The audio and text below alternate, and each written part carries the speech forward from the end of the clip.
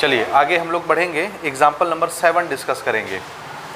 Example number 7 है हमारा, present age of a man is equal to the square of present age of his son. इसका sentence का मतलब क्या है? किस एज की बात हो रही है? प्रेजेंट एज की, आज की एज की। आज किसके किसके एज की बात हो रही है? एक फादर है और एक सन, ठीक है, बाप और बेटे की एज की बात हो रही है। तो क्वेश्चन ये बोलता है present age of a man is equal to the square of present age of his son. क्या मतलब हुआ इसका? Present age of a man is equal to the square of present age of his son, यानी लड़के की उम्र जितनी है, सन की एज जितनी है, फादर की एज उससे कितनी होगी? उसकी एज के स्क्वायर के बराबर। स्क्वायर मतलब उसी नंबर को आपस में मल्टीप्लाई करना, सेम टू सेम, ये पावर 2। आया समझ में? अगर बेटे की उम्र 10 साल है तो फादर की उम्र कितनी हो जाएगी? 10 का स्क्वायर 100 साल। ये जस्ट हाइपोथेटिकल है समझाने के लिए, समझे? जैसे मान लीजिए बेटे की उम्र अगर 6 साल है तो फादर की उम्र कितनी होगी? 6 का स्क्वायर। तो अगर बेटे की उम्र x साल है तो फादर की उम्र कितनी हो जाएगी? x का स्क्वायर। ये चीज़ समझ आया? तो present age of man is equal to the square of present age of his son. Meaning समझ में आया? बेटे की एज जितनी रहेगी, फादर की एज उससे एज के स्क्वायर के बराबर हो जाएगी, ठीक है, प्रेजेंट एज। अब सिचुएशन क्या बोलता है देखिए, इफ 1 ईयर एगो, 1 साल पहले, कितने साल पहले की बात हो रही है? 1 साल, 1 year ago, man's age was 8 times that of his son's age. बाप की एज जो थी वो बेटे की एज से कितने गुना थी? 8 टाइम्स, 8 गुना थी।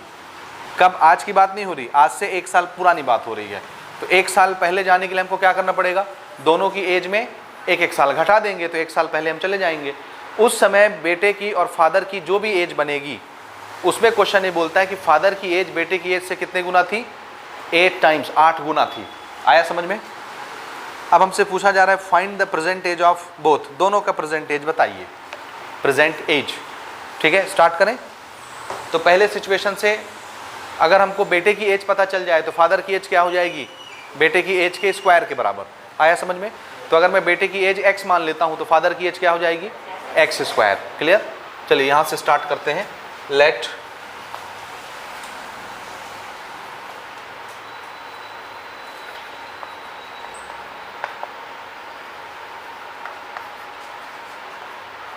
Present age of son be x years.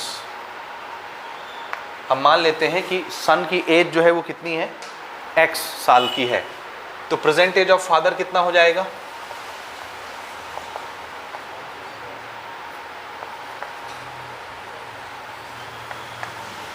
Present age of father या मैन कुछ भी लिख सकते हो ना। Present age of father will be कितना हो जाएगा?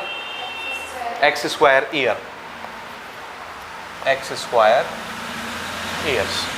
तो बेटे की एज x साल और फादर की एज कितनी हो जाएगी? x square. अब हमसे बात कितनी पुरानी की जा रही है? 1 साल पहले की, तो हम 1 साल पहले जाएंगे, ठीक है। तो देखिए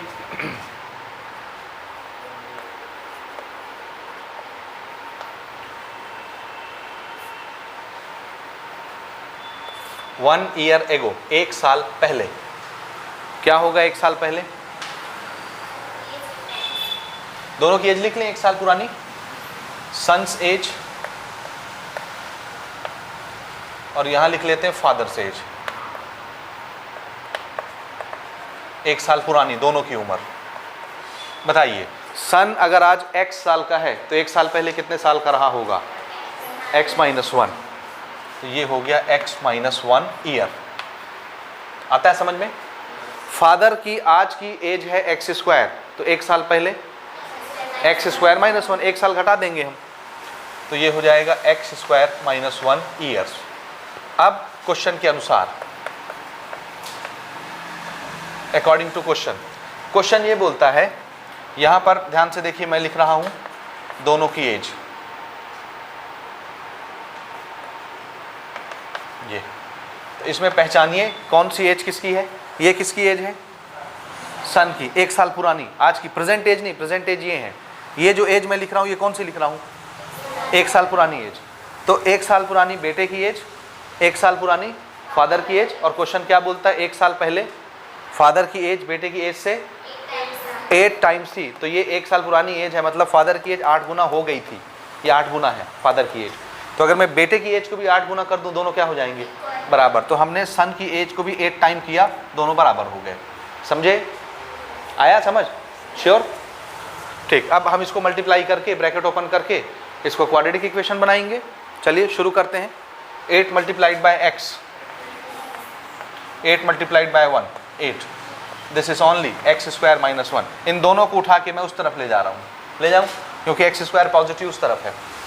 तो देखिए this is x square, 8x positive है उधर जाके नेगेटिव हो गया, 8 इधर नेगेटिव है उधर जाके पॉजिटिव हो गया, 1 पहले से इधर नेगेटिव है, इधर से दोनों पार्टी चले गए उस तरफ, तो यहाँ क्या बचा 0। आया समझ। क्या मैं इसको इस तरह लिख सकता हूँ, एक्स स्क्वायर माइनस 8x, ये दोनों नंबर है साथ में सॉल्व हो जाएंगे, प्लस माइनस माइनस कितना आया 7, साइन क्या लगेगा इस पर पॉजिटिव हो गया, इधर का पोर्शन सॉल्व हो गया, इधर क्या बचा equal to 0। This is quadratic equation. ठीक है, चेक करो ठीक बना है कि नहीं। ये हमारा क्वाड्रेटिक इक्वेशन है।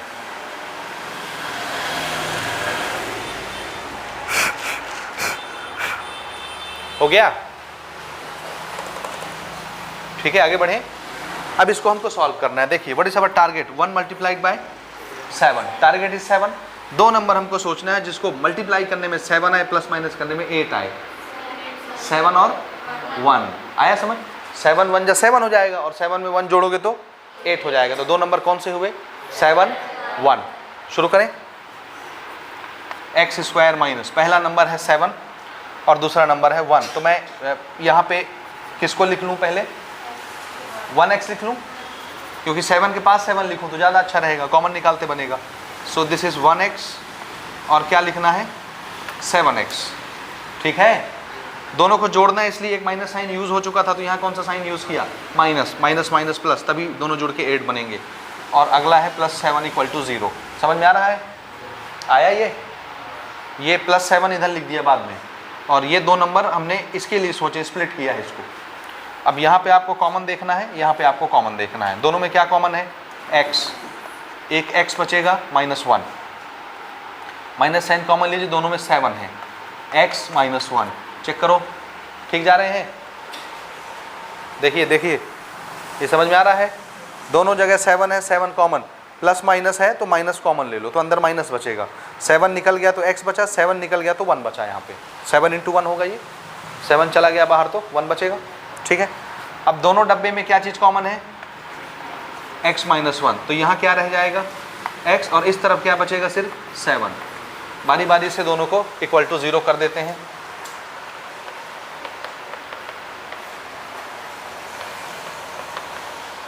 ठीक है, यहाँ से मिला x = 1, और यहाँ से मिलेगा x = 7।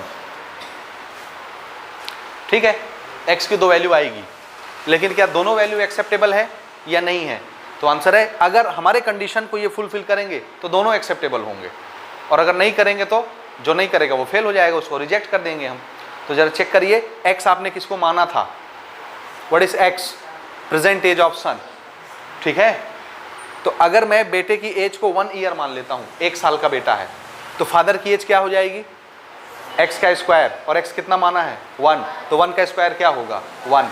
तो इसका मतलब क्या हुआ, इसका मतलब क्या हुआ, बेटे की एज है 1 साल, तो फादर की एज क्या हो जाएगी 1 का स्क्वायर 1, तो बाप की एज भी कितनी हो जाएगी 1 साल। अब क्या ऐसा हो सकता है कि बेटा भी 1 साल का हो, बाप भी 1 साल का हो, ऐसा नहीं हो सकता। That's why this value is rejected, क्योंकि हमारी कंडीशन को फुलफिल नहीं करता।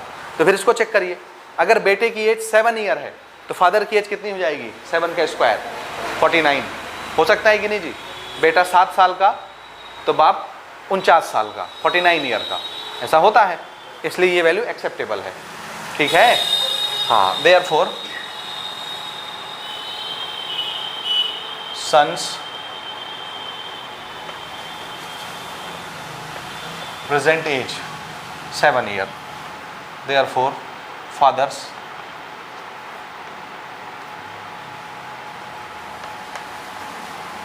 प्रेजेंट एज एक्स स्क्वायर यानी 7 का स्क्वायर यानी 49 ईयर्स। ये हमारा आंसर हो गया। ठीक, नोट करिए, अगले क्वेश्चन में आते हैं।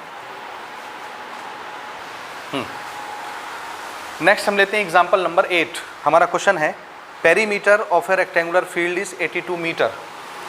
एक रेक्टेंगल शेप का फील्ड है, मैदान, ग्राउंड। किस शेप का? रेक्टेंगल। रेक्टेंगल बोले तो इस तरह का होता है, ये ऐसा ही होता है ना रेक्टेंगल। तो इस तरह का एक मैदान है, फील्ड। ठीक है, ठीक है। तो इसका पेरीमीटर कितना दिया है? 82 मीटर। अब पेरीमीटर किसको बोलते हैं अपन? पेरीमीटर। ठीक, चलिए मैं यहां पे पहले गिवन बना लेता हूं। गिवन पेरीमीटर ऑफ रेक्टेंगल कितना दिया है? 82 मीटर। ठीक है, समझ आया? आगे क्वेश्चन बोलता है and it's area is 400 square metre. Area, area of rectangle this is equal to 400 square metre, ऐसे लिखते हैं, मीटर स्क्वायर। ठीक है, और हमसे बोला जा रहा है find the breadth of the field. इस फील्ड की चौड़ाई बताइए। दिस इज रेक्टेंगल और इसकी ब्रेथ हमको बतानी है, चौड़ाई। ठीक है, नहीं है, इसको क्या बोलते हो? ये लेंथ। ठीक, तो ये क्या बनेगी? ब्रेथ, ये चौड़ाई, यही हमको बतानी। ये जितना होगा ये भी उतना ही होगा, ऐसा ही है ना? जितना चौड़ा ये उतना ही चौड़ा ये। डायग्राम बनाने में भले मिस्टेक हुआ हो ऊपर नीचे, लेकिन मीनिंग समझ में आ रहा है? आ रहा है। एरिया किसको बोलते हैं? इन चारों लाइन के बीच में ये जो स्पेस आपको दिख रहा है, जहाँ पे मैं शेड कर रहा हूँ, इसको क्या बोलेंगे अपन? इसको एरिया बोलेंगे, स्पेस को। और एरिया का फॉर्मूला क्या होता है? Length multiplied by length. एक लेंथ का नाम लेंथ है, दूसरे लेंथ का नाम ब्रेथ है, तो इसको हम लिखेंगे length into breadth. This is area. दो लेंथ का मल्टीप्लिकेशन एरिया देता है। समझ आया? लेंथ भी लेंथ है, ब्रेथ भी लेंथ ही है, ये भी तो लेंथ ही होता है ना, लेंथ डिस्टेंस, तो दोनों ही लेंथ है। तो लेंथ मल्टीप्लाइड बाय लेंथ क्या होता है? एरिया। और ये एरिया हमको कितना दिया हुआ है? 400 मीटर स्क्वायर। ठीक है, अच्छा मैं आपसे पेरीमीटर पूछ रहा था। पेरीमीटर क्या चीज होता है? नहीं पता किसी को? यूनिट से पहचानिए, यूनिट। देखिए ये मीटर स्क्वायर, एरिया में मीटर स्क्वायर है। मीटर का स्क्वायर कैसे बनता है? जब 2 मीटर मल्टीप्लाई होते हैं। और मीटर किस चीज की यूनिट होती है? लेंथ की। लेंथ, इसका मतलब है मीटर स्क्वायर कैसे बना? जब 2 ठो लेंथ मल्टीप्लाई हुए। Length into length, metre into metre, metre square. नहीं समझे? तो 2 लेंथ के मल्टीप्लीकेशन से एरिया बनता है। इसलिए इसके यूनिट में क्या आता है? Metre square. क्योंकि 2 लेंथ मल्टीप्लाई होते हैं तो उनके यूनिट भी मल्टीप्लाई हो जाएंगे, मीटर इंटू मीटर, तो मीटर स्क्वायर हो जाएगा। पेरीमीटर की यूनिट क्या है? मीटर। मीटर यानी क्या? सिर्फ लेंथ। तो पेरीमीटर क्या चीज होता है? लेंथ होता है। लेकिन कौन सा लेंथ? तो आंसर है जितने साइड हैं सब साइड का length, total length, sum of all side. नहीं समझे? नहीं समझे? कितने साइड होते हैं ट्राइंगल में? 4 साइड। एक साइड ये हो गया, दूसरा साइड ये हो गया, तीसरा ये हो गया, चौथा ये हो गया। यहाँ से हम नापना शुरू करेंगे। ये नापते हुए यहाँ तक चले गए, फिर नापते हुए यहाँ पहुँचे, फिर नापते हुए यहाँ पहुँचे, फिर नापते हुए यहीं पहुँच गए जहाँ से स्टार्ट किए थे। तो हमने ये लेंथ नापी, ये लेंथ नापी, इसको नापी, इसको नापी, चारों लेंथ नपा गया। चारों लेंथ का टोटल सम, ये क्या कहलाएगा? पेरीमीटर। तो पेरीमीटर क्या होता है? सम ऑफ ऑल द साइड्स, ये सम ऑफ ऑल द लेंथ्स। ठीक है कि नहीं है? अब देखिए रेक्टेंगल का पेरीमीटर कितना? ये अगर लेंथ है और ये अगर ब्रेथ है, तो बताइए ये क्या हुआ? इसी के बराबर ये है ना। तो ये अगर लेंथ है तो ये भी क्या होगा? लेंथ। और ये क्या होगा? इसी के बराबर। तो ये अगर ब्रेथ है तो ये भी क्या हुआ? ब्रेथ। अब मैं यहाँ से नापना शुरू करता हूँ। देखिए यहाँ से लेके यहाँ तक नापा, कितना नापा? L। फिर यहाँ से लेके यहाँ तक नापा, कितना नापा? B। फिर यहाँ से लेके यहाँ तक नापा, कितना नापा? L। फिर यहाँ से लेके यहाँ तक नापा, कितना नापा? B। चारों साइड नपा गए, हम यहाँ पहुँच गए। तो चारों साइड का सम ये क्या कहलाएगा? ये कहलाएगा पेरीमीटर। अब इसमें कितने L हो गए? L और L 2L। कितने B हो गए? 2B। दोनों में 2 common, L plus B। 2 into length plus breath. ये फॉर्मूला आपने पढ़ा है पेरीमीटर का, पेरीमीटर ऑफ रेक्टेंगल। अब ऐसा नहीं कहना कि पहली बार देख रहे हैं, 8वीं में भी पढ़े होगे, 7वीं में भी पढ़े होगे, 9वीं में भी पढ़े होगे, है ना? नहीं पढ़े हो? तो फिर इतना अचरज भरी निगाहों से काहे देख रहे हो? हाँ, ऐसा लगता है जैसे पहली बार देख रहे हो इसको। तो पेरीमीटर का मीनिंग क्या होता है? सम ऑफ ऑल साइड। एक फिगर में जितने साइड होते हैं उस साइड की टोटल लंबाई, टोटल लेंथ, ये क्या कहलाती है? पेरीमीटर कहलाती है। तो टोटल चारों साइड को नाप लो, मेजरमेंट कर लो, तो हमारा पेरीमीटर बन जाएगा। ये दिख रहा है कैसे नाप रहा हूँ मैं? तो ये शॉर्टकट हमने क्या फॉर्मूला बनाया? 2 multiplied by length plus breath. ठीक है। अच्छा, हमसे क्वेश्चन क्या पूछा गया है इस क्वेश्चन में? Find the breadth. ये चीज पूछी गई है हमसे, ये ब्रेथ कितनी होगी। लेंथ नहीं पूछा है, ब्रेथ पूछा है।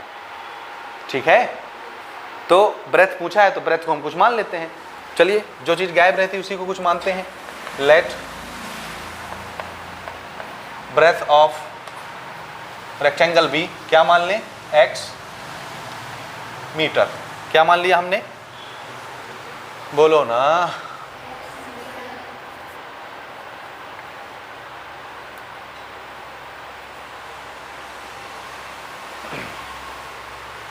ठीक है, क्या मान लिए?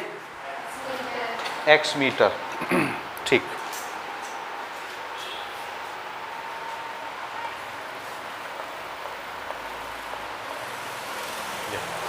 ठीक।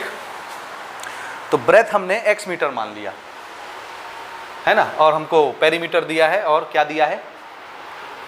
एरिया दिया है। तो इसकी हेल्प से हमको बनाना है। एरिया में जाहिर सी बात है दो लेंथ मल्टीप्लाई होंगे तभी तो x इंटू एक्स स्क्वायर बनेगा। नहीं समझे? हमको तो क्वाड्रेटिक इक्वेशन बनाना है ना जी। तो जब दो चीज़ें मल्टीप्लाई होंगी, दोनों में x आता होगा, तभी तो x इंटू एक्स स्क्वायर बनेगा, तभी तो हमारा क्वाड्रेटिक इक्वेशन बन पाएगा। तो हमको एरिया की हेल्प लेनी क्वाड्रेटिक इक्वेशन बनाने के लिए। लेकिन अभी हमको ब्रेथ हमने इमेजिन किया है कितना? x। अभी हमने ब्रेथ को माना है x, लेंथ हमको नहीं पता है, तो हमको लेंथ चाहिए। क्यों चाहिए? क्योंकि ब्रेथ हमको पता है x, जब लेंथ पता चल जाएगा तब ना लेंथ इंटू ब्रेथ करोगे तो ये एरिया बनेगा 400। आया समझ? तब हमको किस चीज़ की ज़रूरत है? लेंथ की। लेंथ कैसे निकलेगा? लेंथ निकालने के लिए हमको पेरीमीटर दिया है, क्योंकि पेरीमीटर के फॉर्मूले में ब्रेथ भी आता है, लेंथ भी आता है।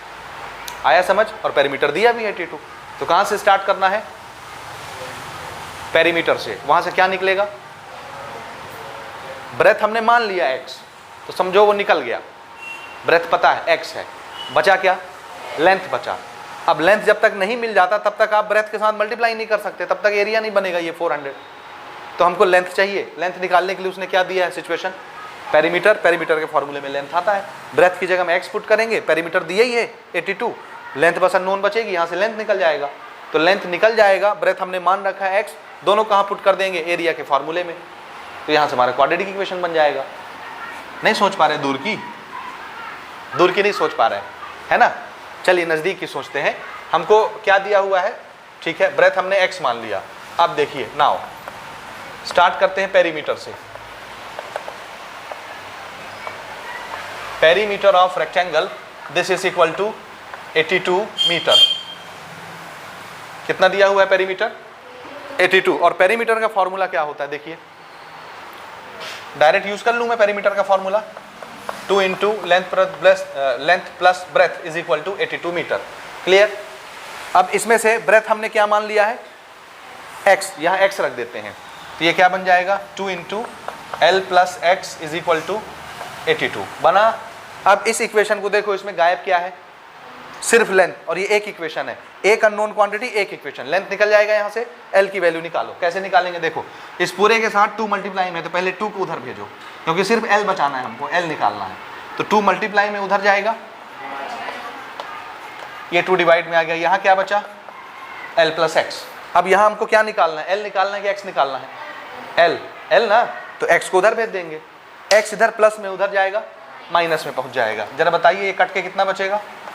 41। ये दोनों कटेंगे तो क्या हो जाएगा? 41। ठीक है, ठीक है। अब x इधर प्लस में था, उधर गया माइनस, यहाँ पे क्या बचा? l। ये क्या मिल गया हमको? लेंथ, इतना मीटर। ब्रेथ हमने x मान लिया और लेंथ कितना आ गया? 41 माइनस x मीटर। तो मेरे पास ब्रेथ भी है, मेरे पास लेंथ भी है, मैं एरिया में जा सकता हूँ। आया समझ? चलिए, एरिया ऑफ रेक्टेंगल का फॉर्मूला लगाते हैं। तो हमारे पास ब्रेथ है, हमारे पास लेंथ है, हम एरिया बना सकते हैं, क्योंकि एरिया हमको दिया है 400।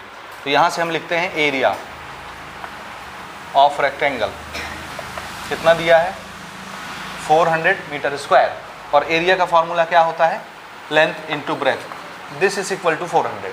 ठीक है, लेंथ मल्टीप्लाइड बाय ब्रेथ ही होता है ना एरिया, तो एरिया की जगह लेंथ इंटू ब्रेथ लिख दिया। अब मेरे पास लेंथ भी है, मेरे पास ब्रेथ भी है, दोनों रख दीजिए। व्हाट इज लेंथ, कितना है लेंथ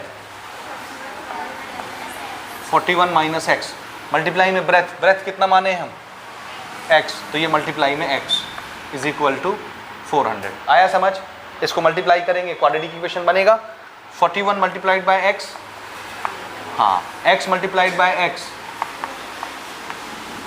ठीक है, अब ये x हमको पॉजिटिव बनाना है, मैं ऐसे करता हूँ इन दोनों को उठा के उस तरफ ले जाता हूँ, ले चलूँ, इधर जीरो बचेगा, समझ रहे हो, एक्स स्क्वायर निगेटिव है उधर जाएगा,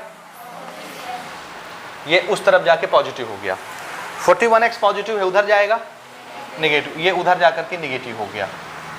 उधर पहले से कौन है 400, कैसा है प्लस की माइनस, प्लस, तो उसको प्लस में रहने दिए। अब बताइए इधर क्या बचा, अगर दोनों चले गए तो जीरो, तो ये हमने इक्वल टू जीरो लिख लिया। ये समझ में आ रहा है लिखावट, ये हमको दिमाग में भेजना उधर ना, लिख मैं इस तरफ रहा हूँ, भेज उधर रहा हूँ, लिख इधर रहा हूँ, नहीं समझे, साइन बस हमको चेंज करना है बस। ये मैं इसलिए कर रहा हूँ क्योंकि एक्स स्क्वायर पॉजिटिव होना चाहिए, पूरा खेल किसके लिए होता है एक्स स्क्वायर के लिए, उसके सामने का कोफिशिएंट +1 होना चाहिए, नेगेटिव नहीं होना चाहिए।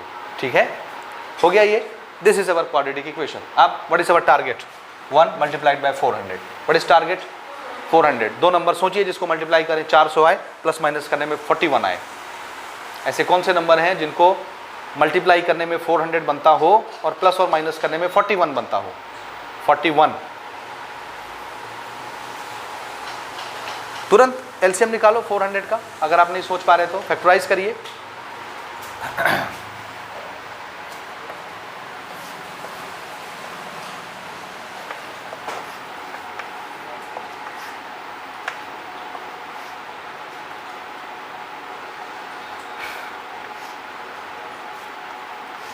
ये यहां से बनाइए नंबर, दो नंबर आपको सोचने हैं, 5 5 या 25 है ना।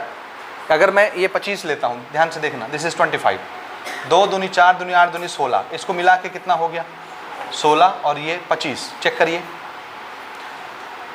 मल्टीप्लाई डेफिनेटली 400 होगा, मल्टीप्लाई छोड़ दीजिए, वो उसलिए तो फैक्टराइजेशन किया है। प्लस या माइनस करके देखो 41 बनता है कि नहीं, 16 आता है 41, तो हो गया, दो नंबर बन गए हमारे। नहीं समझे आप, क्विक बनता है, आप तुरंत इस तरह से बनाइए। ठीक है, दो नंबर बन गए। तो हाँ जी, पहला नंबर कौन सा रखना पसंद करेंगे आप, 16 रख लें, ठीक। दूसरा नंबर 25, अब 16 में 25 जोड़ना है, एक माइनस यूज हो चुका है, तो क्या यूज होगा माइनस, और बाकी की चीज़ें as it is, plus 400 equal to 0। ठीक है, समझ गए। इसमें कॉमन और इसमें कॉमन देखिए, यहाँ से x कॉमन है, बचेगा x माइनस 16, माइनस कॉमन ले लेते हैं। यहाँ 25 है, इसमें 25 है कि नहीं, हाँ यहाँ देखो ना, यही दो नंबर तो हम बनाए थे। 25 में क्या मल्टीप्लाई करने की 400 हो जाए, तो इसको क्या लिखना है 25 इंटू 16, 25 25 दोनों जगह 25 बाहर निकल गया, तो इसमें क्या बचा 16 बचा, 25 निकला, यहाँ क्या बचा x, यहाँ क्या बचा 16 इक्वल टू 0। चेक करो, माइनस भी हमने कॉमन लिया हुआ है, तो माइनस माइनस प्लस। ठीक है, दोनों डब्बे सेम बन गए, x minus 16 x minus 16, x minus 16 common आ गया, x माइनस 25 बचा इक्वल टू 0।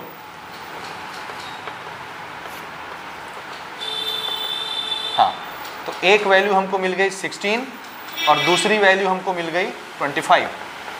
अब x हमने माना किसको था, ब्रेथ को, ब्रेथ को माने थे ना x, तो अगर ब्रेथ ये है, ब्रेथ ही पूछा था, लेंथ भी पूछा था, ब्रेथ, तो दोनों ब्रेथ हो सकते हैं, हो सकता है नहीं हो सकता, बोलो बोलिए बोलिए, हो सकता है ना, हो सकता है ना, आंसर मैच कर लो।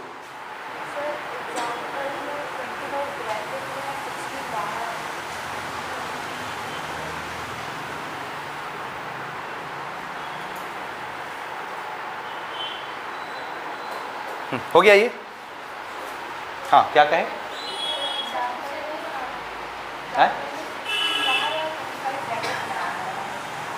16 बाहर है,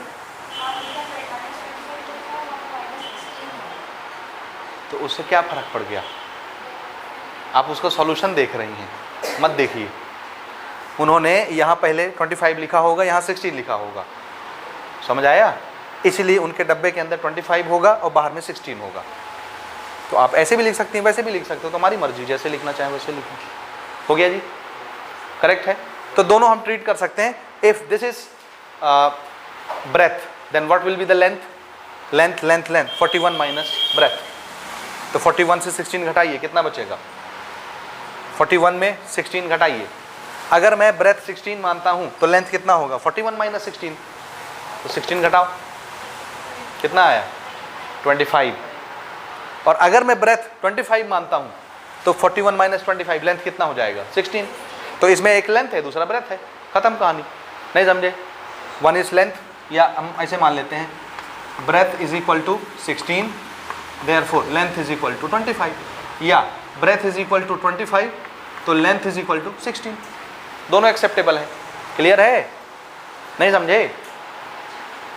डाउट में चली गई। ये है ना लेंथ निकालने का, ये ब्रेथ है। x को क्या माना है? ब्रेथ। अगर आप ब्रेथ 16 लेते हो तो लेंथ क्या होगा? 41 माइनस 16। 41 में 16 घटाइए, 25 आ जाएगा, ठीक है। और अगर आप ब्रेथ इसको मानते हो 25, तो लेंथ कितना हो जाएगा? 41 माइनस 25, 16 आ जाएगा घटाने से, ठीक। हाँ जी, अगला एग्जाम्पल हम ले रहे हैं, एग्जाम्पल नंबर 9। हमारा क्वेश्चन है सम स्टूडेंट्स प्लान्ड ए पिकनिक।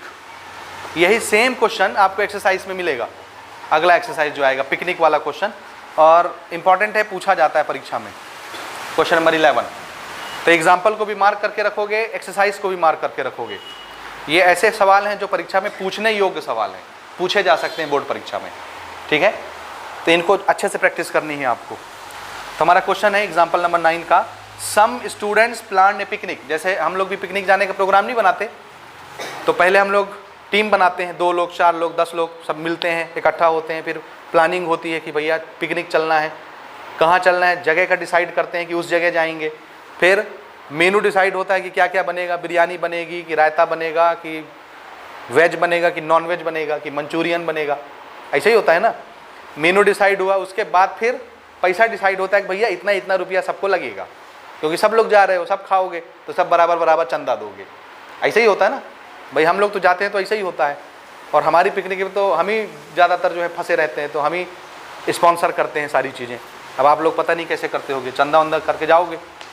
पहले हम भी ऐसे जाते थे जब आपके जैसे थे, तो चंदा करो पिकनिक चलो, ठीक है। ओके, अब सुनिएगा कहानी ना। Some students plan a picnic. कुछ स्टूडेंट्स हैं, स्टूडेंट्स की गिनती नहीं बताई गई है, कुछ स्टूडेंट्स पिकनिक जाने का प्रोग्राम बना रहे हैं, ठीक है, प्लानिंग कर रहे हैं। अब कहानी है the budget for food was 500, यानी जितने लोग भी जा रहे हैं टोटल खाने का बजट कितने का बना? 500 रुपये का। 500 रुपये में सबके लिए खाना आ जाएगा, पक जाएगा, सब खा लेंगे। टोटल बजट कितना है पिकनिक का? 500 रुपया। हमारे पिकनिक का बजट 5000 रुपया होता है। महंगाई है ना आज के डेट में, 500 में कहाँ होगा, ठीक। चलिए, but 5 of this fail to go. प्लान बनाते समय तो बहुत लोग रहे, लेकिन जब जाने की बारी आई तो अरे मेरी मम्मी नहीं जाने दे रही यार, मेरे पापा नहीं जाने दे रहे, तो ये काम है तो वो काम है, 5 लोग मना कर दिए, ठीक है।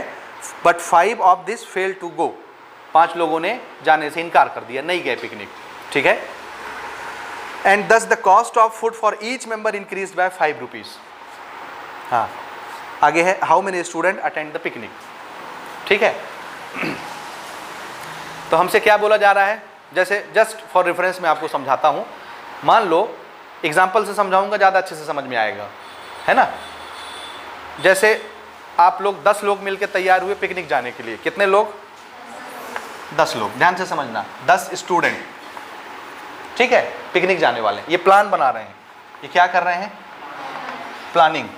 ये 10 लोग मिलकर प्लान बनाए कि भैया पिकनिक जाना है, ठीक है। टोटल खर्चा आया 1000 रुपया।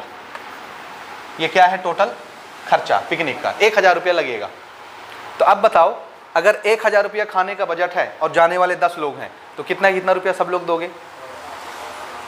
सोचो सोचो, 10 लोग जाने वाले हो, 1000 का टोटल बजट बन रहा है, 100 रुपये पर हेड। 10 लोग हैं, 100 रुपये सब दोगे तो 1000 हो जाएगा 10 लोग में। समझ आता है? नहीं आता? तो एक एक आदमी कितना कितना रुपया देने वाला है? 100 रुपया पर हेड। ठीक है, यहां तक समझ गए कि नहीं समझे? अब मान लो इन 10 स्टूडेंट में से 5 स्टूडेंट धोखा दे दिए, 5 4 2 कुछ भी मान लो एग्जांपल, मैंने बोला 5 स्टूडेंट जो हैं वो क्या हो गए, कट गए, नहीं जा रहे। तो अब जाने वाले कितने बचे? 5 बचे, 5 बचे। लेकिन ये जो 5 स्टूडेंट बचे, खर्चा पिकनिक का वही है। काहे? थोड़ा बहुत खाना कम हो जाएगा, लेकिन जाएंगे तो पेट्रोल तो लगेगा ना जी, पेट्रोल तो उतना ही लगना, चाहे एक आदमी जाए चाहे 100 आदमी जाए, तो पेट्रोल का खर्चा वही रहेगा, है कि नहीं?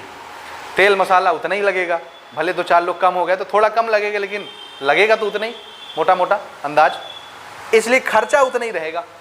अब जा रहे हैं 5, खर्चा उतना ही है, तो अब क्या करोगे?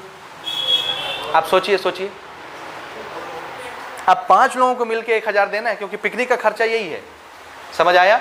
5 लोग धोखा दे दिए, 10 लोग जा रहे थे, 1000 देना था, तो सब बढ़िया 100 रुपया दे रहे थे, क्योंकि 100 मिलाएंगे तभी 1000 होगा। अब 5 ही लोग बचे और पिकनिक का खर्चा 1000 है, तो अब कितना देना पड़ेगा? कम लगेगा, ज़्यादा लगेगा? हाँ, अब आपको समझ आ रहा है पर हेड कितना लग रहा है? 200, तभी मिलके कितना होगा? 1000, क्योंकि वो खर्चा कांस्टेंट है। तो जब कुछ लोग कैंसिल कर देते हैं तो बचे कुछ लोगों पे जिम्मेदारी ज़्यादा बढ़ जाती है, ज़्यादा पैसा लगता है, क्योंकि हमको पूरा पुजाना होता है ना 1000। नहीं समझे? जोर से बोलो। तो एक आदमी को 100 रुपया एक्स्ट्रा देना पड़ रहा है। 200 तो टोटल आपने बताया ना, तो 100 रुपया तो पहले ही दे रहे थे सभी लोग, 100 तो पहले ही दे रहे थे, एक्स्ट्रा कितना देना पड़ रहा है? 100 रुपया और ज़्यादा देना पड़ रहा है। ये कहानी समझ आई? पर हेड 100 रुपया सबको और ज़्यादा देना पड़ेगा, तब जाके पिकनिक होगी, नहीं तो नहीं होगी। ठीक है? अब यही सवाल यहाँ पे आपकी बुक में है। सवाल ये है कि कुछ लोगों ने पिकनिक का प्लान बनाया, कुछ लोगों ने, मैं यहाँ आपको गिनती बता दिया था और क्वेश्चन ने गिनती नहीं बताया। तो कुछ स्टूडेंट ने पिकनिक का प्लान बनाया, कितने स्टूडेंट ने? X स्टूडेंट ने। समझ आया? कितने स्टूडेंट ने? चलिए शुरू करते हैं। इस एग्जाम्पल की हेल्प से समझते जाइएगा, गिवन डाटा बनता जाएगा। ठीक? लेट नंबर ऑफ स्टूडेंट्स जिन्होंने प्लान बनाया, number of students plan for picnic,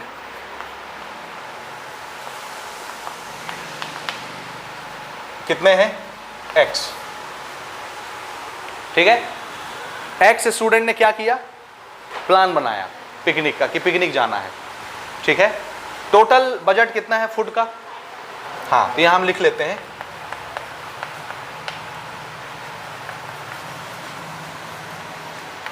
food या पिकनिक, कुछ भी लिख लो, पिकनिक ही लिख लेते हैं। टोटल बजट फॉर पिकनिक कै रुपया का है? 500 रुपया। ठीक है? समझे? तो देखो जाने वाले कितने हैं? X, और टोटल खर्चा 500 रुपया का, तो X लोग मिलके 500 दे रहे हैं ना टोटल, तो एक आदमी कितना दे रहा होगा? सोचो, यहीं पे कैच है। X आदमी जा रहे हैं पिकनिक मनाने, क्योंकि गिनती फिक्स नहीं है, X है, हमने तो यहाँ बताया था 10 लोग हैं, तो 10, अच्छा यहीं से समझो, देखो 10 लोग पिकनिक मनाने जा रहे हैं, खर्चा कितने का है? 1000 का। तो ध्यान से देखना, 10 लोग, 10 पर्सन या 10 स्टूडेंट पिकनिक मनाने जा रहे हैं, खर्चा कितने का आ रहा है? 1000 का। तो जब एक स्टूडेंट पिकनिक मनाने जाएगा तो उसको कितने का खर्चा पड़ेगा? सोचो कितने का? इसको 1 बनाना है, तो 10 के साथ 1 मल्टीप्लाई में होगा तभी ना, 10 × 1 10 होगा। इसको 1 बनाना है तो 10 को कहाँ जाना पड़ेगा? उधर नीचे। तो ये कितना हो गया? ये इतना रुपया। अब डिवाइड करके देखो 100 रुपया आ जाएगा, तभी ना 100 रुपया पर हेड पड़ रहा था। नहीं समझे? नहीं समझे? सही में समझ गए? तो पर हेड कितना रुपया पड़ रहा है? 100 रुपया। ये 100 रुपया ऐसे आता है, यानी 1000 डिवाइडेड बाय 10। जितने स्टूडेंट जा रहे हैं, जितना रुपया लग रहा है, एक को कितना लगेगा, ये डिवाइड में आ जाएगा। अब फिर से इसी कहानी को समझो, X स्टूडेंट जा रहे हैं पिकनिक मनाने, खर्चा कितने का है? 500 का। तो एक स्टूडेंट को कितना खर्चा लगेगा? 500 डिवाइडेड बाय X रुपया। एक स्टूडेंट को इतना देना पड़ेगा। समझ आया? Cost on each student, her student को कितना खर्चा पड़ रहा है, बोलिए बोलिए बोलिए बोलिए बोलिए, 500 डिवाइडेड बाय x। ये समझ आया? नहीं आया? ये आया? कैसे लिख दिए? वहां से समझ के लिख दिए।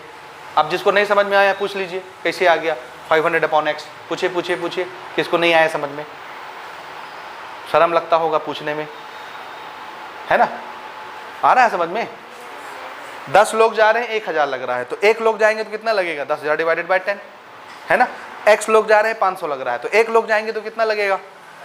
500 डिवाइडेड बाय x। एक एक आदमी को इतना इतना रुपया लगेगा, तब मिला के कितना हो जाएगा? 500 हो जाएगा। समझ आया? सबका मिला के 500 हो जाएगा, तो एक एक आदमी को इतना इतना रुपया लगता है। क्लियर? यहां तक समझ आ गया? तो पर हेड इतना इतना लगता है। अब कहानी में आते हैं, अकॉर्डिंग टू क्वेश्चन। ठीक, केस बना लेते हैं, केस या ठीक वही लिख लेते हैं, अकॉर्डिंग टू क्वेश्चन, कहानी के अनुसार। अब कुछ लोग मना कर देंगे जाने से। कितने लोग मना कर दिए? क्वेश्चन क्या बोलता है? 5 लोग नहीं जा रहे। ठीक है, ध्यान से देखिए, number of students failed to go. कितने लोग नहीं जा रहे? 5 लोग। तो पहले जाने वाले कितने थे? x। अब 5 लोग नहीं जा रहे, तो बताइए कितने लोग बचे जाने वाले? x - 5। ये समझ में आता है? आ रहा है? ये मिटा दूं?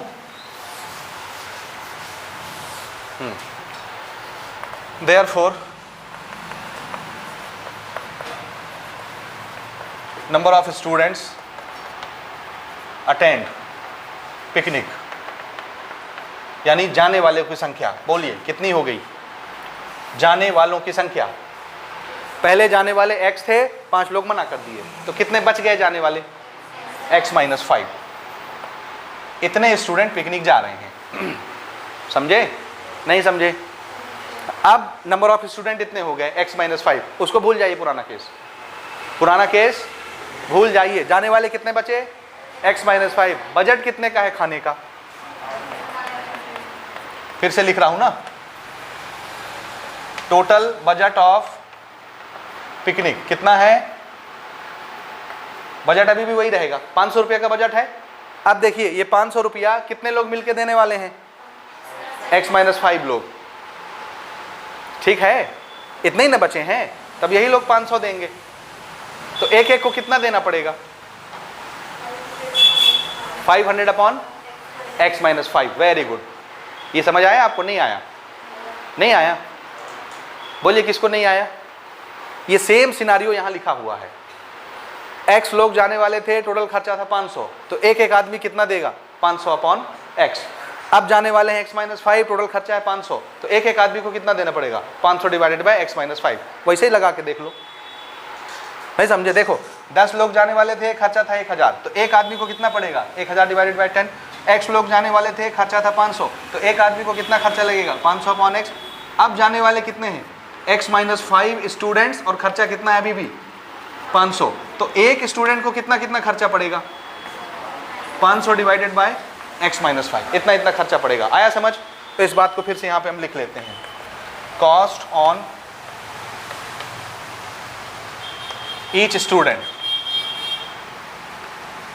500 डिवाइडेड बाय x - 5। ठीक हो गया? यहां तक समझे? ठीक है।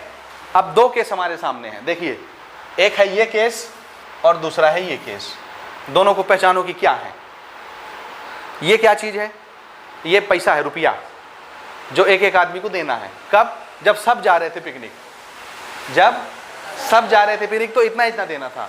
अब जब 5 लोग नहीं जा रहे, तो अब एक आदमी को इतना इतना देना है, इतना इतना रुपया देना है। तो बताइए, ये ज़्यादा होगा कि ये ज़्यादा होगा? सोचो।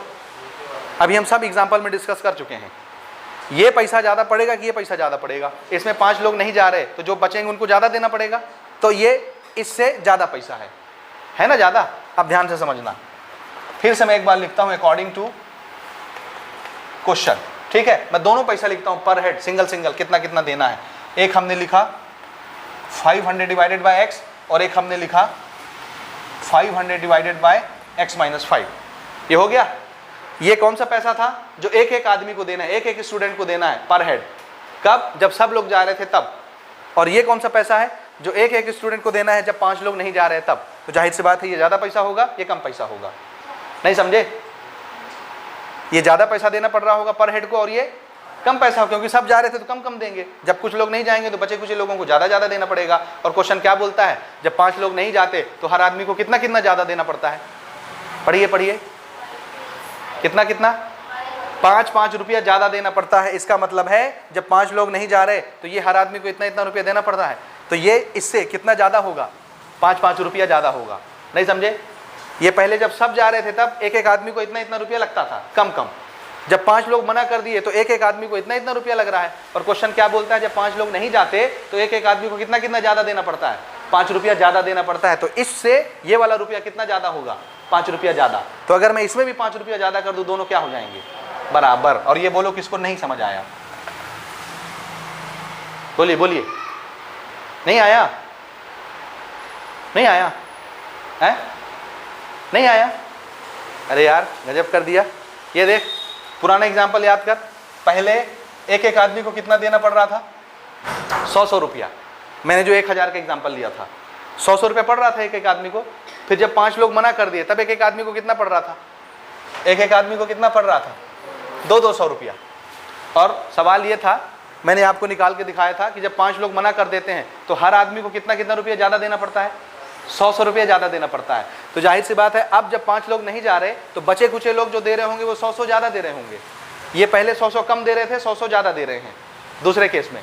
तो अगर इसमें भी मैं 100 रुपया बढ़ा दूँ, ये 100 है ना ज़्यादा है, इसमें भी 100 बढ़ा दूँ तो दोनों क्या हो जाएंगे?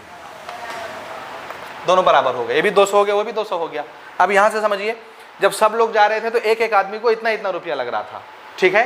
5 लोग मना कर दिए तब एक एक आदमी को इतना रुपया देना पड़ रहा है। तो जब कुछ लोग नहीं जाएंगे तो बचे कुछ आदमी को ज़्यादा देना पड़ेगा। और क्वेश्चन क्या बोलता है? कितना ज़्यादा देना पड़ेगा? 5 रुपया।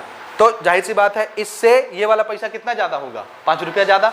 इससे ये वाला पैसा कितना ज़्यादा है? 5 रुपया ज़्यादा। ये ज़्यादा है 5 रुपया। तो अगर मैं इसमें भी 5 रुपया ज़्यादा कर दूँ, दोनों क्या हो जाएंगे? तो हमने इससे 5 रुपया जोड़ दिया, दोनों बराबर हो गए। नहीं आया समझ? आया? सिंपल सी चीज़ है। हो गया? बस यहीं तक गेम रहता है दिमाग का, बाकी तो कैलकुलेशन है क्वाड्रेटिक इक्वेशन का। चलिए शुरू करते हैं। इसको एलसीएम लेके बनाइए, या हम ऐसा कर सकते हैं, ये x वाला है, ये x वाला है, दोनों को इस तरह बुला लेते हैं। बुला लें? बुला लें? और कोई शॉर्टकट मारें?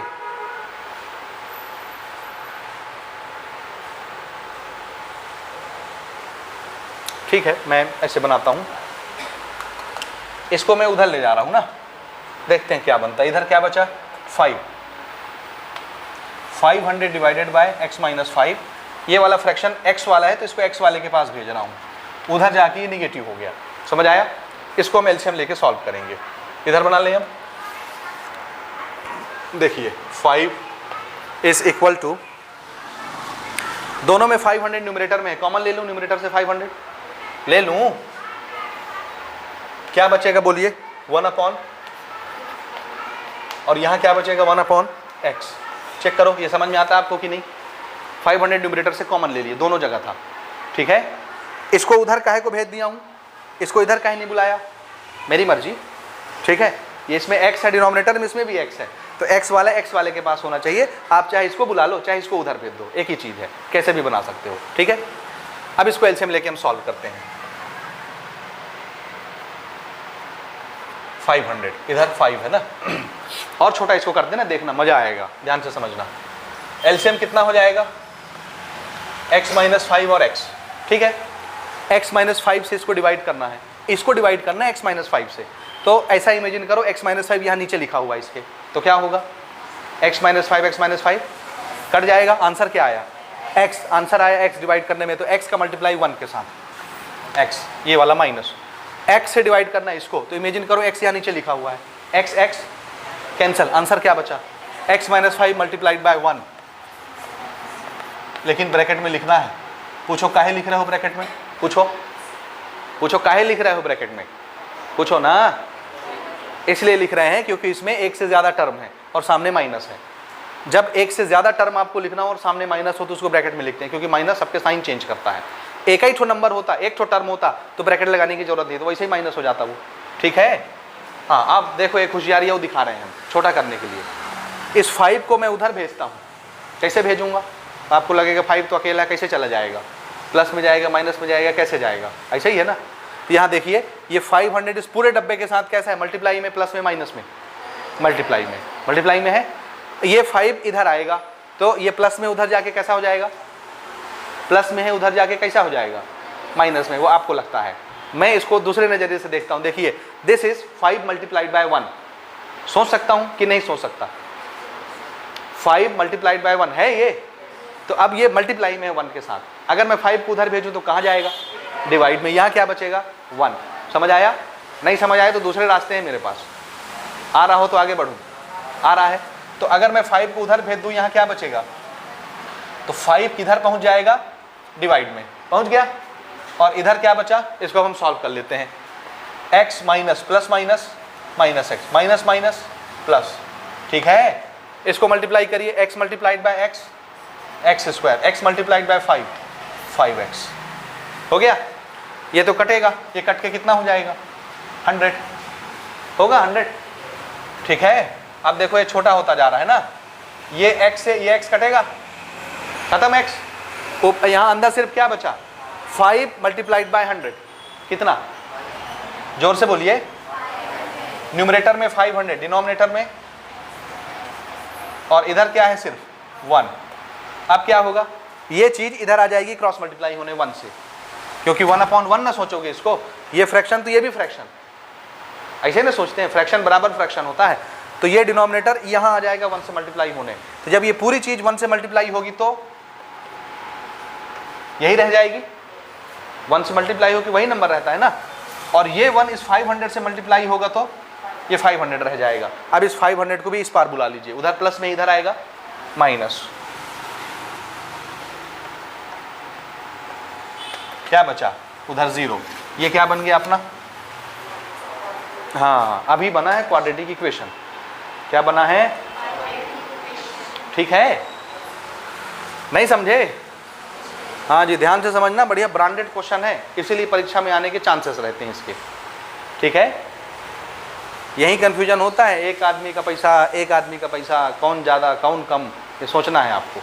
ठीक हो गया, चलिए सॉल्व करते हैं इसको। What is the target, 1 multiplied bye 500, what is target, 500।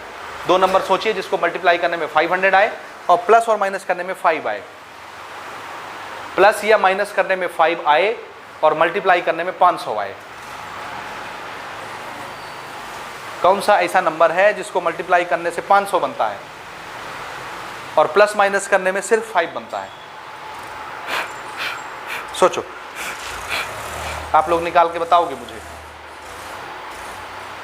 Multiply करने में 500 आए, प्लस माइनस करने में 5 आए। सोचिए सोचिए, तुरंत फैक्टराइज किया करो यार, इतना सोचना क्या है। 500 को फैक्टराइज करिए फटाक से, अगर आप डायरेक्ट नहीं सोच पाते फैक्टराइज करिए।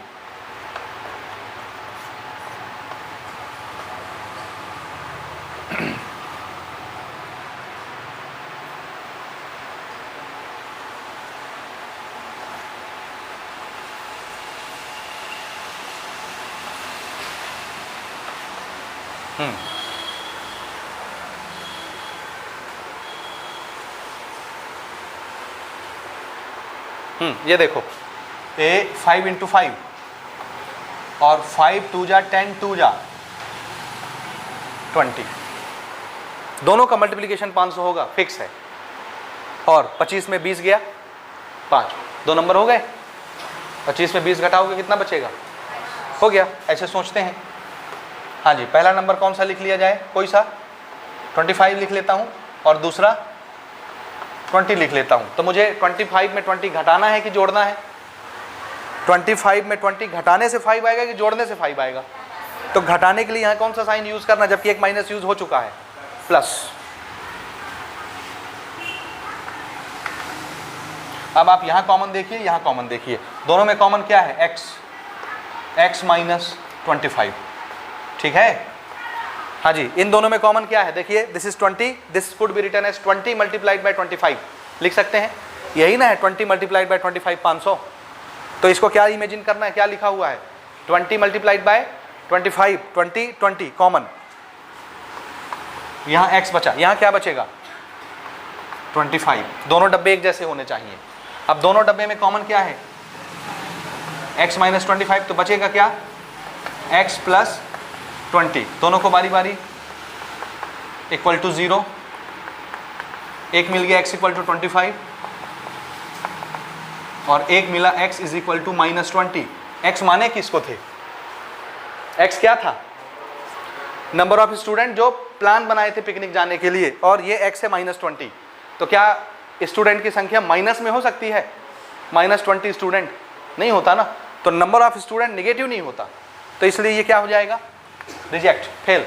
तो कितने स्टूडेंट प्लान बनाए थे पिकनिक जाने के लिए 25, तो आंसर हमारा क्या हो जाएगा therefore number of student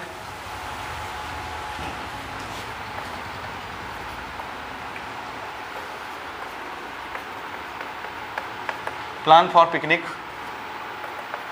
is 25। तो 25 लोग प्लान बनाए थे, तो जाएंगे कितने लोग 25 प्लान बनाए थे, और अटेंड कितने लोग करेंगे, मना कितने लोग कर दिए थे, हाँ, तो अटेंड वालों की संख्या कितनी हो गई, number of students attend picnic कितना x माइनस 5 ना, यही था ना, यानी 20 स्टूडेंट पिकनिक अटेंड करेंगे। हो गया, आया समझ में, ठीक, नोट करिए, अगले क्वेश्चन में आते हैं। अगला क्वेश्चन लेते हैं, एग्जाम्पल नंबर 10। हमारा क्वेश्चन है a person bias A number of books for 80 rupees. एक आदमी 80 रुपया में कुछ किताबें खरीदता है, कितने रुपए में, हाँ, a person bias A number of books, number of books का मतलब बहुत सारी किताबें, बहुत सारी, गिनती नहीं पता, ठीक है, और कितने रुपए में खरीदता है 80 रुपया में बहुत सारी किताबें खरीदता है, किताबों की संख्या नहीं पता है। अब सिचुएशन है if he had bought 4 more books for the same amount, अगर वो सेम अमाउंट यानी 80 रुपया में 4 किताबें और खरीदना चाहता है, अभी तो जितनी खरीद रहा था ना उतनी खरीदेगा, एक्स्ट्रा और कितनी किताबें लेना चाहता है, वो 4 किताबें और एक्स्ट्रा लेना चाहता है 80 रुपया में। जैसे सपोज मान लो पहले 80 रुपया में उसने 20 किताबें खरीदा, कितने में 80 रुपये में 20 किताबें, अब वो चाहता है मैं 80 रुपये में 4 किताब और खरीद लूँ, यानी टोटल कितनी खरीद लूँ, 20 तो खरीद ही नहीं रहा था 80 रुपये में, 4 और खरीदूंगा तो कितनी हो जाएंगी 24। तब वो 80 रुपये में कितनी किताब खरीदना चाह रहा है 24, यानी 4 किताब एक्स्ट्रा खरीदना चाह रहा है 80 रुपये में, सेम अमाउंट में। तो क्वेश्चन ये बोलता है each book would have cost 1 rupees less, तो एक एक किताब की कीमत 1 रुपया कम हो जाती है, तभी वो 4 किताब एक्स्ट्रा खरीद पाता है 80 रुपया में। भैया किताब की कीमत कम करेंगे तब ना एक्स्ट्रा किताबें खरीद पाएगा, बढ़ा देंगे तो और कम हो जाएगा किताब, नहीं समझे, समझे नहीं समझे। जैसे आप लोग ही टॉफ़ी लेने चले गए दुकान, क्या लेने गए टॉफ़ी, टॉफ़ी की कीमत है 2 रुपया, 2 रुपया की एक टॉफ़ी, क्या समझे, 2 रुपया की एक टॉफ़ी है। अब आपके पास 10 रुपया है तो कितनी टॉफ़ी खरीद पाएंगे आप, 5 टॉफ़ी खरीदेंगे, ध्यान से समझिएगा। 2 रुपया टॉफ़ी की कीमत है, किसकी, तो आप 10 रुपये लेके गए तो कितनी टॉफ़ी खरीदेंगे, 10 रुपया में कितनी टॉफ़ी आप खरीदते हैं, 5 टॉफ़ी खरीदते हैं 10 रुपया में।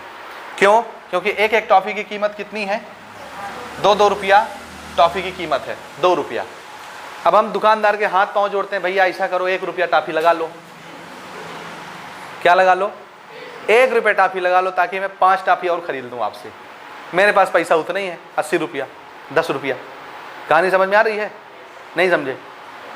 मैं ये बोलता हूँ कि भैया मेरे पास 10 रुपया है, मैं चाहता हूँ 10 रुपया में भी मैं कितनी टॉफ़ी खरीद रहा हूँ 2 रुपया के रेट से 5 टॉफ़ी, मैं चाहता हूँ 5 टॉफ़ी और ख़रीद लूँ, लेकिन पैसा मैं 10 रुपया दूंगा, समझे।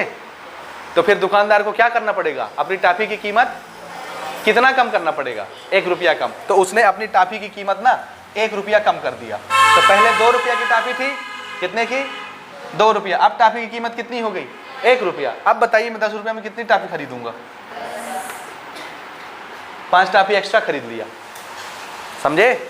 यही कहानी उस बेचारे के साथ है, वो 80 रुपया लेके दुकान गया है, कितना रुपया लेके, और 80 रुपया में वो कुछ किताबें खरीदता है, कितनी किताबें खरीदता है नहीं पता। जैसे मैं यहाँ आपको बता रहा हूँ ना कितनी टॉफ़ी खरीदता हूँ मैं 5, ये मैं आपको बता रहा हूँ।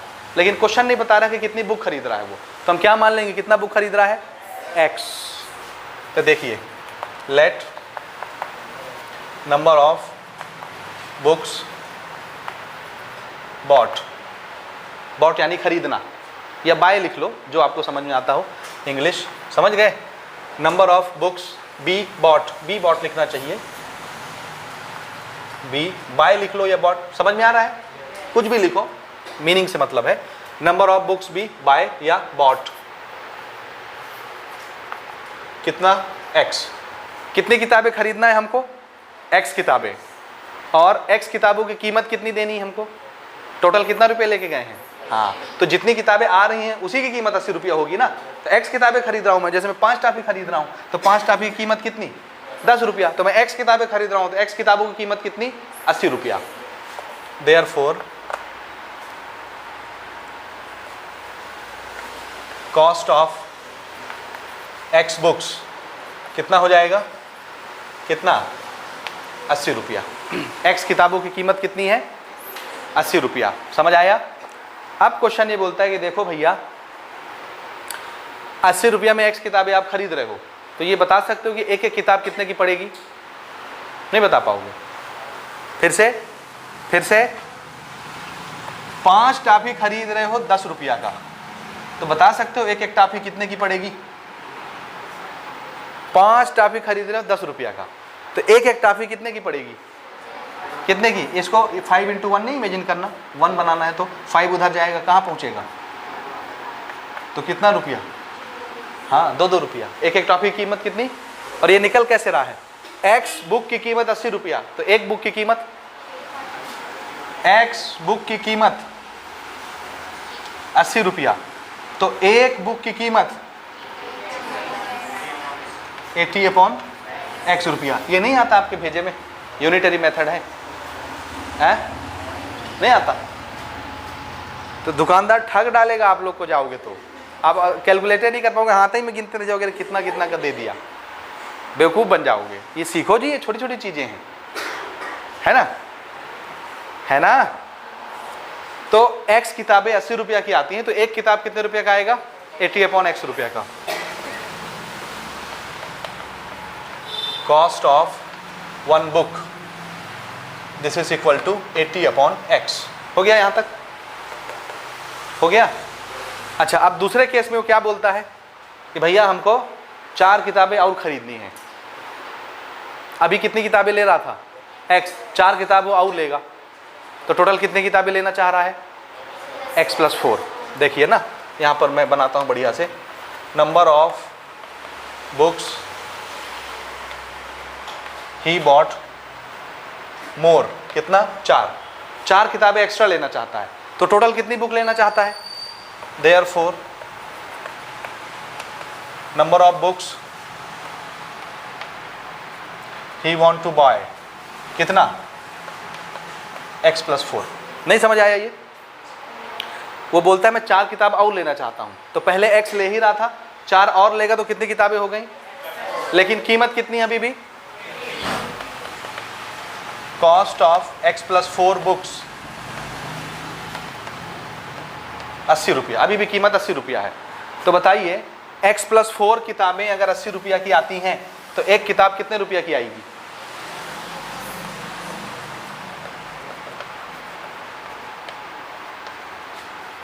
कितने की आएगी, 18/x+4। ये समझ आया, आया। हाँ जी, अब हम आते हैं अकॉर्डिंग टू क्वेश्चन में। अब हम दोनों एक एक किताब की कीमत लिख रहे हैं। पहले मैं लिखता हूं उसको 80/x, दूसरा मैं लिखता हूं इसको 80/x+4। अब इधर देखो सब लोग फिर बनाना।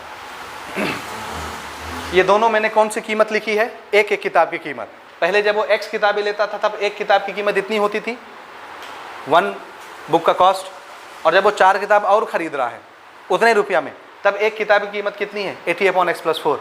तो बताइए कौन सा कीमत बड़ा है, कौन सा छोटा है, सोचिए कौन सा बड़ा है, कौन सा छोटा। इसमें ज़्यादा किताबें खरीद रहा है और इसमें कम किताबें खरीद रहे हैं, इसमें 4 ज़्यादा हैं। ज़्यादा खरीदेगा 80 रुपया में, तो कीमत क्या करनी पड़ेगी, सस्ता लगाएगा तब ना ज़्यादा किताबें उसको मिल पाएंगी। तो ये एक किताब की कीमत बड़ी है कि ये एक किताब की कीमत बड़ी है?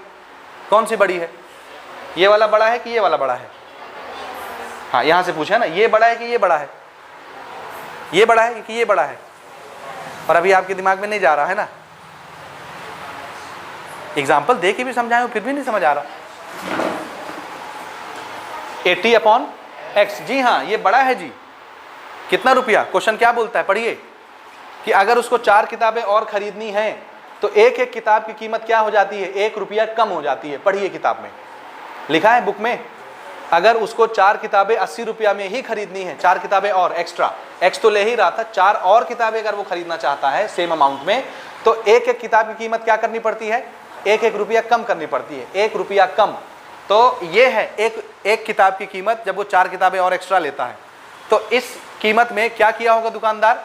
1 रुपया कम कर लिया होगा। ये एक किताब की कीमत, ये एक किताब की कीमत, दोनों किताब की कीमत में, दोनों एक एक बुक की कीमत है, दोनों एक एक बुक की कीमत है। लेकिन क्वेश्चन क्या बोलता है? जब वो 4 किताबें एक्स्ट्रा खरीदता है तब हम एक एक बुक की कीमत को क्या करते हैं? 1 रुपया कम कर देते हैं, यही है ना। तो इसको क्या कर दिया होगा? 1 रुपया कम। तो ये 1 रुपया ज्यादा होगा, ये 1 रुपया कम होगा। अगर मैं इसको भी 1 रुपया कम कर दूं, दोनों क्या हो जाएंगे? बराबर। ये गया आपके दिमाग में? नहीं गया? गया। तो हम इसको भी क्या कर रहे हैं? 1 रुपया कम कर दे रहे हैं, दोनों बराबर हो गए। ठीक है। अब x को x के पास भेज के बना लो जैसे इससे पहले हम बना रहे थे, या ऐसा करो, इस 1 को उधर भेज दो, इसको इधर बुला लो। बनाऊं? नहीं समझे? इधर उधर घुमाने में दिक्कत हो जाता है ना। देखो ये 1 निगेटिव है, अगर मैं इस 80/x को उधर भेज दूंगा तो इधर -1 बस दिखेगा, दिखेगा। तो मैं ये चाहता हूँ ये 1 पॉजिटिव है, तो ये -1 को उधर भेजे, क्या बन गया? +1। अब ये x वाले को इधर बुला लिए, इस x वाले के पास। नहीं समझे? देखो ऐसे कह रहा हूं मैं, दिस इज 80/x, ये इधर प्लस में इधर आएगा, -80/x + 4। तो इसके पास इसको बुला लिए। अब आप चाहो तो इस 1 को यहीं रहने दो या उस तरफ भेज दो, उधर जाके पॉजिटिव जाएगा, बाद में फिर बुला लेंगे इधर जब जरूरत खत्म हो जाएगी हमारी। तो नहीं समझे? इस 1 को उधर भेज दिए। अब देखो दोनों में 80 है, 80 कॉमन निकल जाएगा, एलसीएम से फटाफट बनेगा। ये देखते जाइए। हाँ जी बताइए, एलसीएम हम लेते हैं, पहले 80 कॉमन ले लेते हैं, क्या बचेगा? 1/x minus 1/x + 4। ठीक है, उधर = 1। ये मिटा दूं ना, इसका खेल खत्म। ठीक है। हाँ जी, एलसीएम लीजिए फटाक से। दिस इज x मल्टीप्लाई में x + 4। चलिए, x से इसको डिवाइड करना है, तो इमेजिन करो x इसके नीचे लिखा है, x कैंसिल, इससे डिवाइड करना है तो नीचे इमेजिन करो लिखा है x कैंसिल, क्या बचा? x + 4 × 1। ठीक है। फिर x + 4 से इसको डिवाइड करना है, तो इमेजिन करो x + 4 यहाँ नीचे लिखा है, तो x + 4 आंसर क्या बचा? x × 1। तो अब इसको ब्रैकेट में लिखूं क्योंकि पहले माइनस है, ब्रैकेट में लिख दूं? काहे नहीं लिखना? एक सिंगल टर्म है, एक से ज्यादा होता तो ब्रैकेट में लिखते, सिंगल टर्म को नहीं लिखना, वैसे ही माइनस है वो। हो गया। चलिए देखिए, ये x प्लस में, ये x माइनस में, खत्म। ऊपर खाली क्या बचा? ऊपर खाली क्या बचा? 4, और नीचे x × x, x² x × 4, 4x 1। हो गया। 80 से इसको मल्टीप्लाई कर लें, 8 4 जा 32, और ये 80 का एक 0 हो गया। न्यूमरेटर से मल्टीप्लाई। अब ये फ्रैक्शन है, ये उधर चला जाएगा 1 से मल्टीप्लाई होने, क्रॉस मल्टीप्लाई। तो ये चीज जब 1 से मल्टीप्लाई होगी तो यही चीज ना रहेगी। नहीं समझे? समझे नहीं समझे? सही में समझे? अरे भैया 80 और ये मल्टीप्लाई होके क्या हो गए? 320। तो यहाँ इमेजिन कर ऊपर 320 लिखा है, 320 डिवाइडेड बाय x² + 4x। ये फ्रैक्शन में तो इसको भी क्या मानोगे? फ्रैक्शन। तो इसका डिनोमिनेटर ऊपर जाएगा मल्टीप्लाई होने, और इसका डिनोमिनेटर इससे मल्टीप्लाई होने आएगा। 1 × 4 या 1 × ये दोनों मल्टीप्लाई होकर 320 है, तो 1 × 320 और x² + 4x × 1, यही चीज। अभी भी नहीं समझे? क्रॉस मल्टीप्लाई है और कुछ नहीं है। ठीक है, चलिए अब हम इसको भी उसी पार ले जाते हैं ताकि हमारा स्टैंडर्ड क्वाड्रेटिक इक्वेशन जैसा दिखे ये। एक्स स्क्वायर प्लस 4x, ये उधर गया निगेटिव हो जाएगा, इधर बचेगा 0, ये लो बन गया क्वाड्रेटिक। ठीक है, हाँ टारगेट क्या है 1 मल्टीप्लाइड बाय 320। दो नंबर सोचे जिसको मल्टीप्लाई करने में 320 आए और प्लस माइनस करने में 4 आए। अब तो बना सकते हो ना, नहीं बना सकते, तुरंत फैक्टराइज करिए, तुरंत क्विक एकदम। 320 2 16 जा, 2 8 जा, 2 4 जा, 2 2 जा, 2 1 जा, 2 5 जा और 5 1 जा। बनाओ दो नंबर, देखते हैं 4 लाना है डिफरेंस, कैसे करके आ जाएगा। 5 2 जा 10, 2 जा 20, 2 जा 40,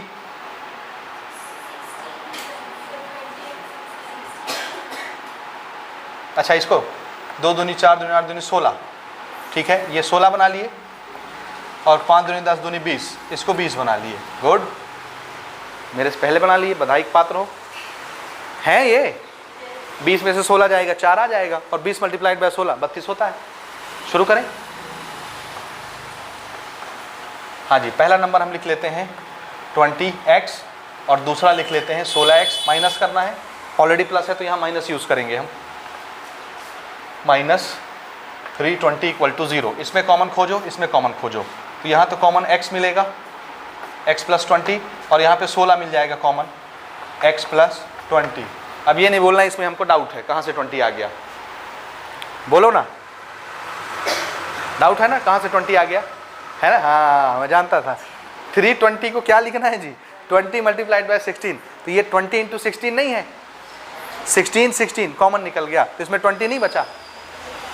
ठीक है, कितने बार हो गया जी वो बनाते इस तरह के क्वेश्चन, हर बार तो यही कर रहे हैं अपन यहाँ पे आके ना। हाँ जी, x plus 20, x minus 16 is equal to 0। x plus 20 को इक्वल टू 0 करिए, इसको 0 करिए, यहाँ से मिल गया x is equal to minus 20, और यहाँ से मिल जाएगा x is equal to plus 16। x किसको माने थे, किताबों की संख्या, किताबों की संख्या। किताबों की संख्या नेगेटिव हो सकती है क्या, माइनस 20 किताब तो कोई नहीं खरीद सकता, दिस इज रिजेक्टेड। तो किताबों की संख्या कितनी हो गई 16, देयरफॉर नंबर ऑफ बुक्स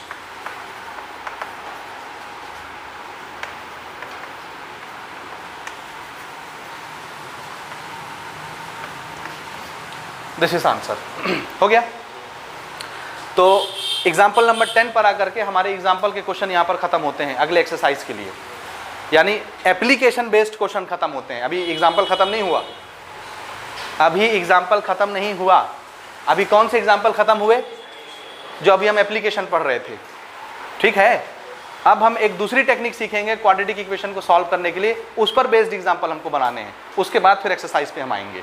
दूसरी जो टेक्निक है वो कमाल की टेक्निक है, जिससे आपको क्वाड्रेटिक इक्वेशन को सॉल्व करने में बहुत हेल्प मिलेगा, और उस टेक्निक का नाम है कंप्लीटिंग द स्क्वायर मेथड।